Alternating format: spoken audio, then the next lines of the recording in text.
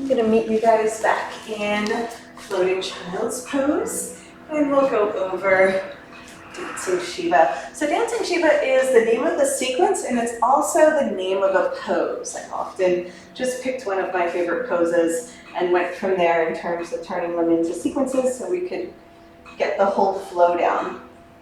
So we're going to come on back to neutral. So we just learned how to do our bicep curls. So we're going to reach for our knees, slide up the leg loops as high as we can, and bicep curl come to splits.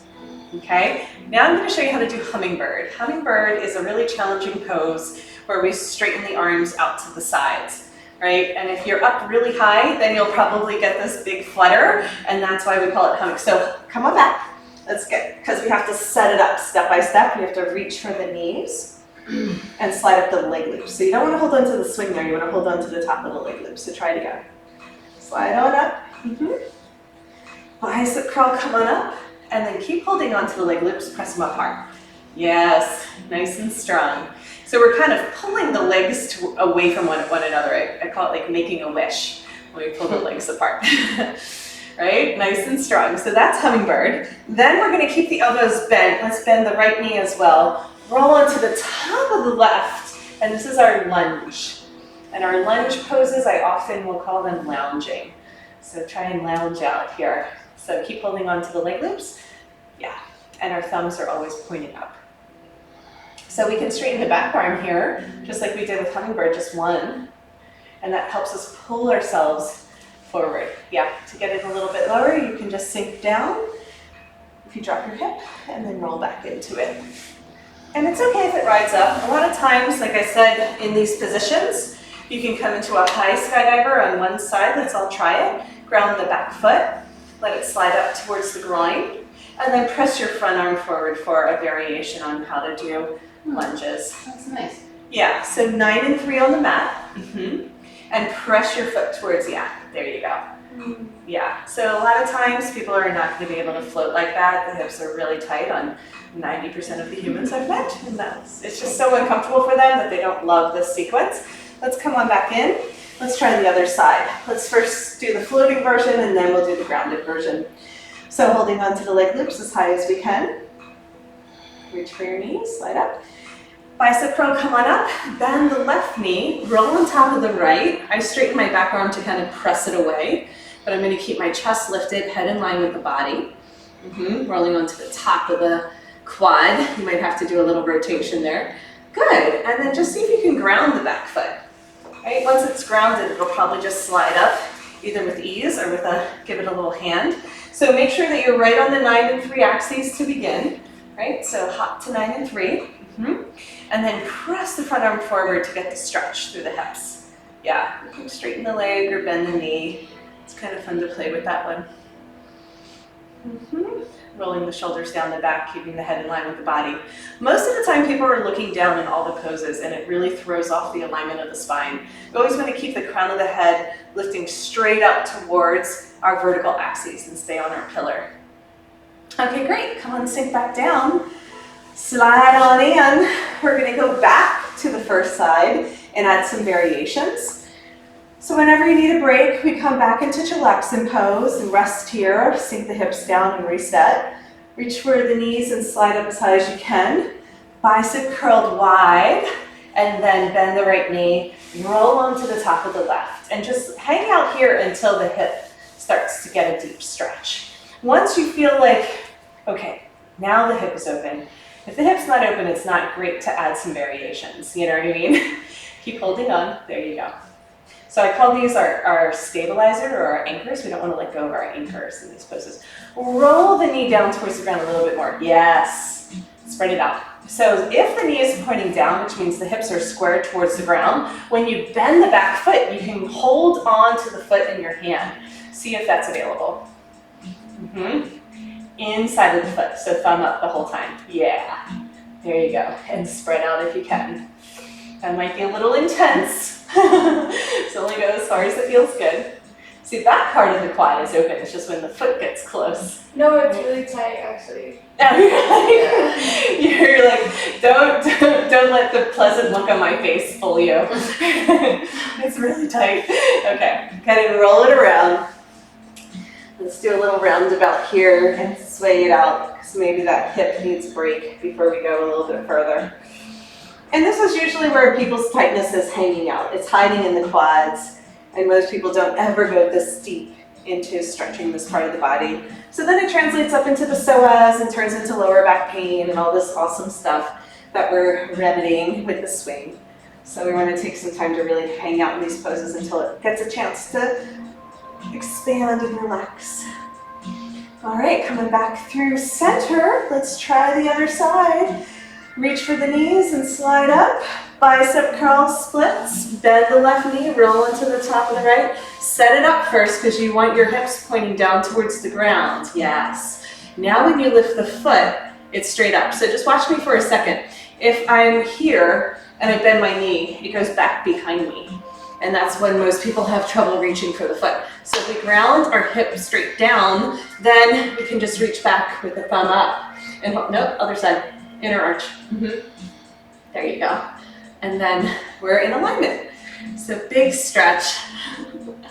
We're just gonna stay here and try some variation so we don't have to come back again. So in this pose, we're almost in dancing Shiva. The full Shiva is when the foot hooks into the elbow, and then you can balance. It's a very, very big, unnecessary stretch, so only do it if it feels good. But that's the full Shiva pose. Ta-da! Yeah. All right, we're spring loaded, so slowly release. Let's go back one more time and try the Shiva on the other side. And then we're gonna do flying arrow and Hanuman and with lots of variations, so we can do those grounded or we can do those floating. Just take a moment to reset. Maybe that hip feels different than the other one. Just notice. Notice how it feels. No judgment. Let's go ahead and reach for our knees, slide up as high as we can, and bicep curl, come into straddle splits, roll onto the top of the left, right knee bends. So we always set it up first, make sure our hips are grounded down towards the ground. Go ahead and reach for the foot. Maybe that's as far as you go for today. It might slide into the elbow crease. Just see if you can slide it in. If not, stay exactly where you are. One more time for a version of Shiva. After that, we're going to release the foot. I've started teaching Hanuman without the knee bend. So it's very nice of me that we can try and do Hanuman with straight legs now. I know. It's much, much more accessible. It's like people can actually do it now.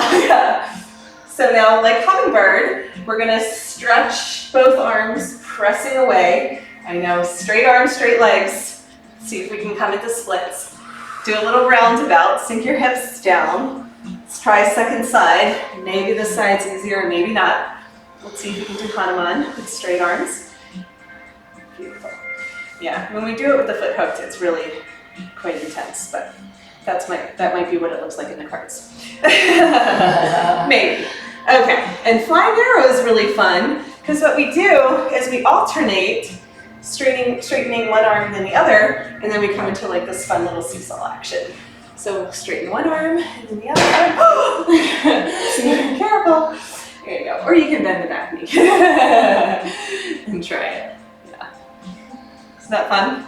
So that's like our flying. This one. I forgot Yeah. about this one. You're like, I got it. Let's try the other way. So transition to the right knee bend and try flying arrow on this side.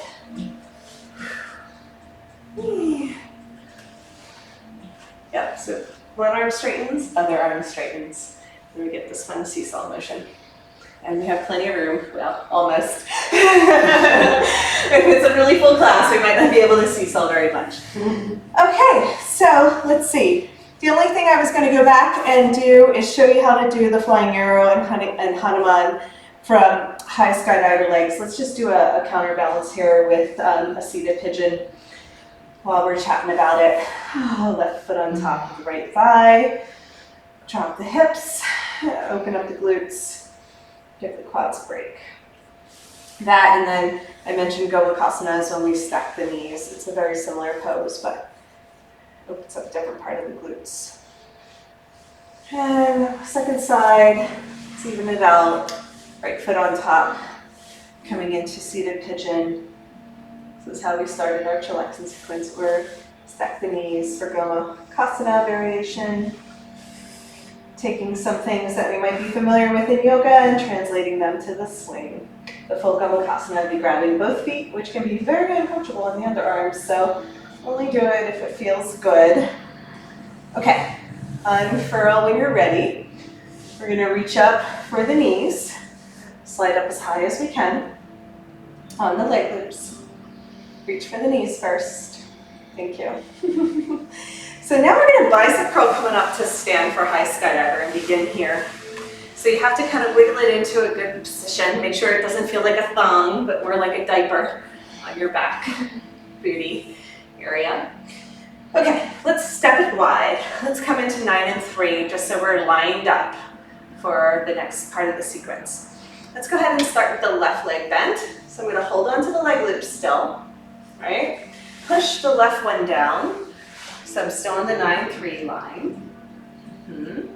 And so this would be my version of the flying arrow, right? You can also try straightening the back leg. It just doesn't feel as great. So usually I'll do flying arrow here. And then Hanuman would be straight leg. And then you can grab for the toes if that feels good. Awesome. So stay on the 9 and 3 axes. Get your tailbone right underneath your plumb line. Come forward a little bit. There you go. And then you guys can stay here. If you want to try it, you can do Hanuman with straight legs and grab for the front toes as well, but only if it feels good, because doing it from a grounded foot might be as far as somebody wants to go for that day. But that would be Hanuman with the toe grab. Beautiful, Selena. Good job. All right, slide back into high skydiver. Let's try second side. Okay, so reset. Right on our vertical axes, and then feet in the center of the mat. 9 and 3. So we keep our alignment, holding on to the leg loops. Press the right leg loop down to the knee, and then out to the side. There you go, straight leg with the left. Yeah, there you go. Just walk your foot a little further out since you're nice and long. There you go, beautiful. So that's our lunge. It could look like flying arrow with our arms straight. The back arm doesn't feel so great, so just the front arm. Awesome. You can try it though and be like, oh, that doesn't feel that great. It's all right, it just doesn't feel great. Kind of throws us off axes, right? Yeah, it doesn't feel that great. So we straighten the front leg. That's our version of Hanuman. And then we can reach for the toes and lift, if that's available. Awesome. So if we want to go back and float, try it at the knee. Make sure you rotate your hip down towards the ground, and then you can grab for the toes. Yeah. So my back arm is kind of holding my weight if you reach up a little bit higher with the thumb up. Yeah, and that'll allow you to lean forward a little bit more. And then lift. Good. So you're kind of teeing the arms. Maybe, maybe not. Better first. Beautiful. Okay guys, coming back to swagger. Reset. So what we can do for the next, I think we have like another 10-15 minutes, is we can do a bit of a review, or we can go into some of the restorative poses. Oh, let's go into cocoon. Duh. I know. Like just in time, Selena, for cocooning. Nice. Okay. Yeah. So I can get into cocoon from our high skydiver position. Why don't we just try it? Because we're going to get into cocoon from standing a bunch. But let's just say somebody is having kind of a hard time, so you got them into high skydiver and it still looks like hip stretches are not for them. So I would just get them right into cocoon and give them like either a pause or final relaxation, and then you can come and try something else. So we reach for our knees and slide up the leg loops as high as possible. Reach for your knees. Yep. And then bicep curl, come on up to stand. Now, it only works if the swing didn't get super tangled up. If it got tangled up, then we can always come out. But if it didn't get tangled up, we can actually spread it out and stretch it down underneath our bum. Once it's underneath our bum, we bend our knees and we let the leg loop slide back down to chillax in, and we hop in. Woo. Now we want to make sure that we have enough swing underneath our head too. So we're feeling supported at both ends. Make sure there's enough at the bum. Yeah, get it underneath your bum a little bit more. So you just push your hands down by your side. Yeah, that's the move. Good job. And then stretch it up. Now we can spread out the leg loops as well. Let's have like a nice 10, 15 minute Shavasana. Well-earned Shavasana after such a, I know, you're like, I'll see you later. And of course, I welcome you to take a little lunch break, dinner break, or just stay in Shavasana and let yourself drop in for a deeper rest. So we'll get into our leg stretches this afternoon, but for this one, just drop right in. Either arms overhead with bent elbows if you like to stretch out your shoulders, or hug your arms over your chest, giving yourself a big hug, or let your hands rest on your lap somewhere, wherever it feels comfortable. But in this position, we're going to start to drop our hips, let our body be fully held by the swing, let it feel good to deeply relax, giving yourself a solid 10-15 minutes to just breathe, enjoy the sensation of floating, flying.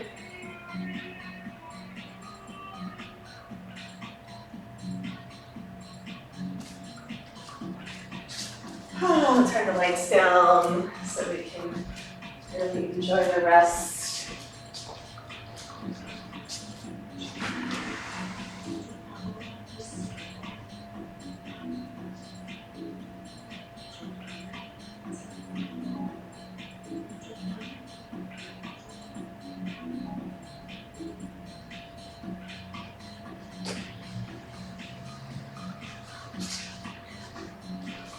We made it. Just let your body be held and cradled. It's so nice to be hugged and rocked and get that soothing, nurturing sensation from the swing. It's something that we experience as infants and babies and not so much as adults. So just let that feel really good. Just dropping in, deeply relaxing, letting go the last bits of tension.